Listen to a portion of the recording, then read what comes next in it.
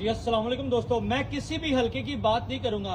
मैं सिर्फ हलका NA 130 की बात करूंगा, जहां पे मियां नवाज शरीफ MNA के उम्मीदवार थे और डॉक्टर यास्मीन राशिद जो है वो PTI की तरफ से आजाद उम्मीदवार थी।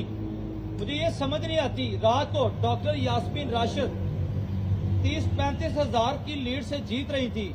जब सुबह का सूरज तलू होता है तो नवाज शरीफ साहब जीत जाते हैं। और कल से अब तक जो इलेक्शन का रिजल्ट था वो रोका गया था। जो फॉर्म 45 है हतमी नताइज का फॉर्म, वो भी रोका गया हुआ था। और नीचे मैं एक चीज रिजल्ट कार्ड जो है वो शो कर रहा हूं, फॉर्म शो कर रहा हूं।